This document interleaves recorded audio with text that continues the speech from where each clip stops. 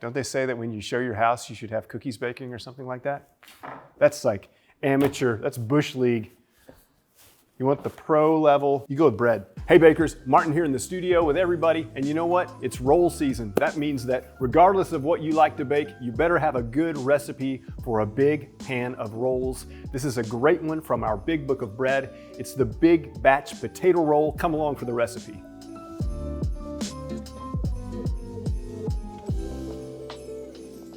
Okay, I'm gonna do my potato prep. I've got a Yukon Gold. It's yellow, it's sweet, it's waxy, it's a delicious potato. You could also use a russet. I'm just gonna peel them and then I'm gonna chop them up.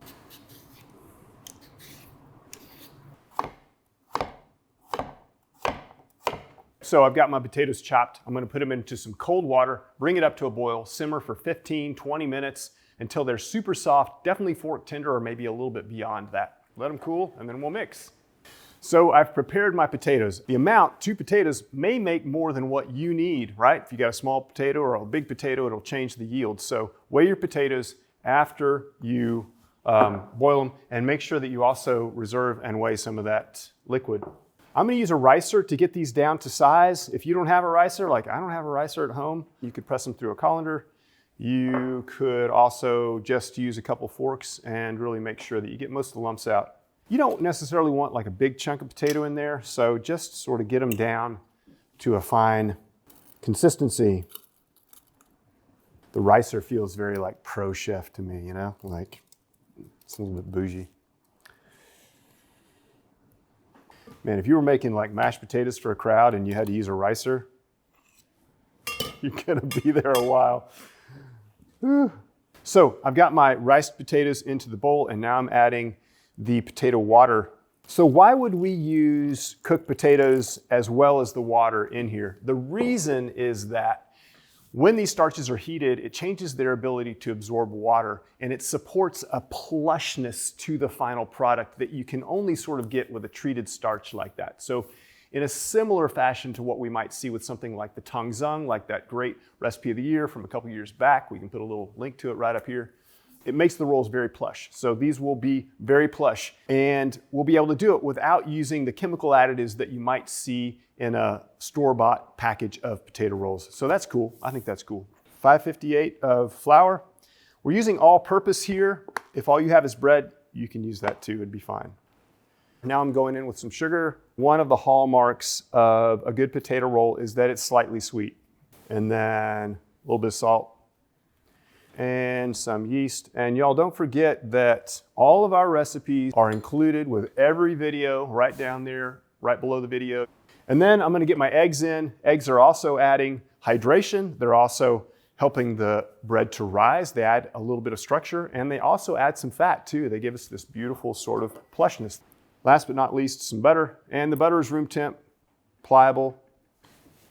So everything into the mixer. I've got a dough hook. So if you don't have a stand mixer and you still want to make these rolls, don't let the lack of this tool stop you. So what I would recommend is that you hand mix to combine in a bowl and then you let it rest 15 minutes, come back and give it a fold, another 15 minutes, come back and give it a fold. And I would do that over the course of 1 hour or so. I would give it some regular folds and then I would give it like an hour or so to rise after that. So 4 folds the first hour, and then I would give it an hour to rise before the divide, and your rolls will be just as good as with the stand mixer, okay?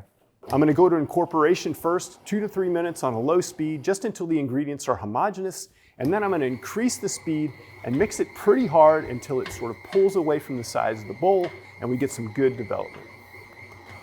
Okay, you're done. Thank you. It's sticky. It's definitely sticky, but you'll be glad that it's got that consistency later. They will eat better at that moisture level. I'm gonna go ahead and scrape it down just to make sure that I'm not leaving anything behind for later. That's good enough. And then grab yourself a bowl cover. Make sure that it's moisture proof. You know, this time of year, when maybe things are a little bit cooler, maybe things are a little bit drier, you want to make sure that you have a moisture-proof barrier that sort of protects and coddles your dough as it rises. And that goes for both bulk fermentation, you know, when you're in the bowl, and when you're proofing your final shaped loaves, rolls, whatever else it may be. So I'm gonna get mine into a nice warm spot. I've got a little Broughton Taylor proofer here. I'll put them in there, 90-minute timer. We'll come back when they're ready for the divide. So, happy rolls, rising really well. Beautiful, big, jiggly batch of rolls. It's been about 90 minutes. If it looks like that before that, then you can go ahead and divide. If it doesn't quite look like that at 90, then give it a little bit more time. Maybe your mix was a little cool. Maybe where you are, your weather's a little bit chilly today and they need a little bit more time. Okay, so on a lightly floured surface, I'm gonna dump this dough out. And they're pretty sticky, so you might want to even put a little bit of flour on top. And then I just push it down in just a little bit. And what that's going to do is help this come out of the bowl in one fell swoop. Pretty much, mostly. Nice, look at that. Beautiful dough. And put a little bit of flour on top just so that my bench knife doesn't stick when I cut it. And then I'm gonna use the scale to divide because I want these rolls to be even in size. I'm gonna divide this into 20 pieces at about 60 grams each. And yes, you could eyeball it. The thing I like about the scale is that it's going to support a final pan of rolls where I have these beautiful lines and they all look sort of even. That's something that I enjoy. And I think that when you put that on the table, people are like, whoa, that guy cares about his bread making. That guy cares about the thing that he's serving me. That guy's taking an extra step to make something that's as beautiful as possible for our table where we're gonna come together. So to me, measuring is not about being uptight. It's a way to show those who you are feeding that you care about what you're doing and you care about them as well. So get out that scale. The scale is an act of love.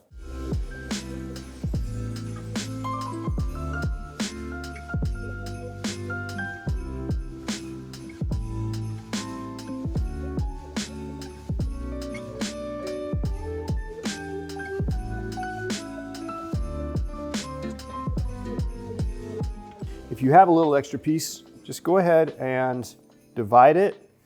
Now, here's a trick that I do when I'm dividing a lot of rolls like this is I undershoot just a little bit. So rather than, like if I divide everything at 62, by the time I get down to the end, I may be out of dough and a little bit short. So what I do is I divide a little bit short. So maybe I take like 58, 57, somewhere in there. And then I get down to the end and I've got this little nub which I can easily sort of distribute. And it seems like a better process for me.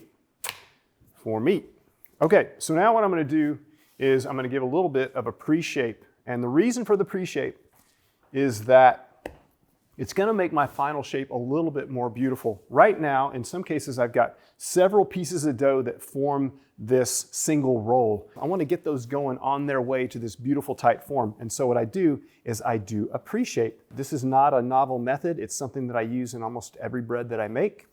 And this is a good time if you've got kids around or you've got someone in your house who wants to sort of get their feet wet with some baking. This is a point where you could bring them in and just say, hey, help me sort of round these up gently with only the pressure required to sort of seal these pieces. Work your way through this with me. I'm holding the flap down with my thumb and I'm sort of bringing this piece in from the outside. Doesn't have to be perfect because remember, this is only the pre-shape. This is not the final shape. We have another chance to make this beautiful. So I'm just working my way around the dough, holding that piece in place with my thumb, and then I turn it over and I place it seam side down on a lightly floured surface. So I've got my pan here, it's a 9x13, and I'm gonna give it just a little spritz of pan spray. You could butter it as well. You just need to get a little bit of grease in there so that they will release out. You don't want to be in a position where everybody's looking at your masterpiece, but it's stuck in the bottom of the pan, right? One of the cool things about this big book of bread that this recipe is from is a little bit of a section on how to shape rolls, and there's even a QR code, one of those things you can snap with your phone, which will take you to a video showing one of us, I think it's Mel actually, making some beautiful rolls. One of the many great things about that book. So what I'm gonna do is first, I'm gonna start with a relatively clean surface, right? If you feel like you've got some flour on your surface, it might be a good time just to take a dry towel, or sometimes when I'm doing rolls, I even like to have a slightly moist towel and I get this surface like slightly tacky. And the reason for that is that the roll will adhere better to the surface and create the tension that I want when I round this roll. And so I sort of make like a cup with my hand, like a cupped fashion. It's almost like a little cage, and I roll that around in there. I'm pressing and tensioning it. And if I do a good job, it should really tighten up, and it should have a bouncy surface. Sometimes they'll even get a little bit shiny as you address them. So I'm going to put those in, and I'm going to do a pattern which is 4 on the short side and 5 on the long side. 5 by 4, that's 20 pieces. And so I'm rounding them. And when I go into the pan, I'm being very thoughtful or intentional or present, however you want to look at it. And I'm making sure that I'm very evenly distributing these rolls into the pan. I'm putting them in there very evenly. So back over here. If you're going to leave these rolls on the bench for a long time, make sure that you take a damp cloth or some other cover and make sure that they're not drying out on your surface there. Good pro tip for rolls. Just make sure you're protecting them. Mine are starting to dry out just barely, and so what I'm going to do is make sure that I keep moving through this with some attention. I'm not going to let them sit for 20 minutes. So one more tip here is that if you're working on a surface with no flour, you may find that when you go to pick them up, they stick to your hands a little bit. And so what I do in that case is I take them off that surface and I go over here onto a portion of the bench where I have just a little bit of flour, and then I pick them up. And that will keep them from sticking to my hands when I transfer them if I have that tiny bit of flour on the bottom. Let me show you one more thing. When I'm going into this pan, I'm thinking about subdividing the pan into 3 sort of rows here initially, right? So I put a row in the middle, I put a row at one end, and then I'll go down to the other end. And then I'll fill in and I'll get a much more even distribution of the rolls in the pan. They'll come out looking much more symmetrical, as opposed to if I just load them in from one side and hope that I'm spacing them out as best as I can, right? So I'm going to have a row on one end, a row in the middle, and then a row on the other end, and then I'm going to fill in, and that will evenly distribute those rolls and make them look very nice. And last but not least, here we go. A little bit of flour so that it doesn't stick to my hand when I go in. And then I'm just going to give them a look, like, how are we doing here? Everybody good? Okay, they look pretty even to me. And remember that these are going to grow a lot. They're going to rise a lot, right? So if they don't look perfectly sort of even or consistent at this point, they're going to get better because some of those little odd spots are going to get filled in as the roll's proof. So cover these rolls up and put them in a comfortable spot to rise for an hour to an hour and a half. We want them to be delicate to the touch, marshmallowy, all those things we're looking for with a good soft roll. Okay, rolls are looking puffy-licious. They look beautiful. Look at that. These look beautifully proofed. They're marshmallowy in that way that a good soft roll should be. They've mostly proofed into the holes. Any remaining holes that I see in there, I think will be covered with that expansion in the oven. We put a lot of development and a lot of strength into that roll. And in the oven, that should support a nice amount of oven spring or rise. I've got my oven preheated to 350 degrees. I'm going to put these in and I'm going to bake for 20 to 25 minutes until they're beautifully golden. When they come out, I'm going to brush them with a little bit of butter. So towards the end of bake, make sure that you've got that butter ready.